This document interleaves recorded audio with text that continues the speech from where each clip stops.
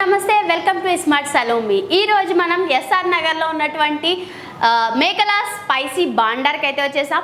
ఇక్కడ food taste ఎలా ఉంటుంది, ప్రైసెస్ ఎట్లా ఉంటుంది, ఒక్కొక్క ఐటెం ఒక్కొక్క ఆణిముత్యం అంటున్నారు. సో చూద్దాం అసలు ఐటెం టేస్ట్ ఎలా ఉంది ఏంటనేది, అసలు రెస్టారెంట్ ఎలా ఉందో అనేది కూడా చూద్దాం.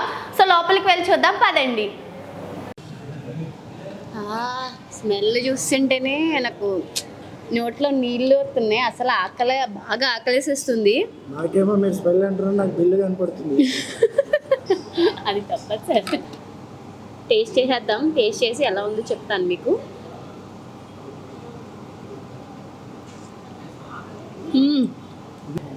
చాలా బాగుంది.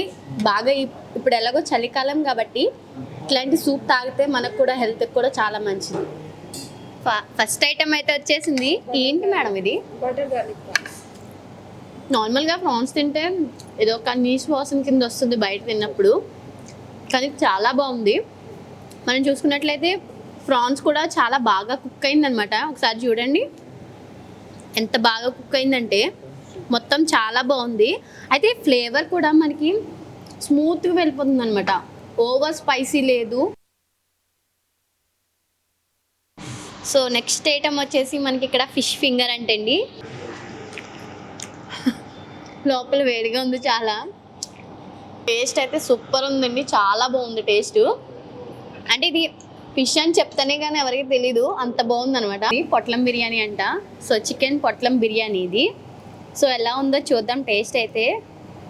దాన్ని మొత్తం ఆమ్లెట్తో పొట్లం కట్టి తెచ్చారనమాట, అందుకనే పొట్లం బిర్యానీ అని చెప్పేసి పేరు పెట్టినట్టున్నారు. పీస్ చూద్దాం ఒకసారి, పీస్ ఎలా ఉంది ఏంటనేది. సో చూడండి చికెన్ పీసు ఎంత సాఫ్ట్గా కుక్ అయిందో. అంటే ఇట్లా జస్ట్ ఇట్లా అంటుంటే చాలు పీస్ పీస్ అయిపోతుంది, అంత సాఫ్ట్గా కుక్ అయింది. మన చికెన్ కూడా చాలా బాగుందనమాట. సో ఆమ్లెట్ కూడా మనకి చాలా థిన్గా భలే ఇచ్చారండి ఈ పొట్లం బిర్యానీ. అయితే ఇప్పుడు టేస్ట్ చూద్దాం ఎలా ఉంది ఏంటనేది.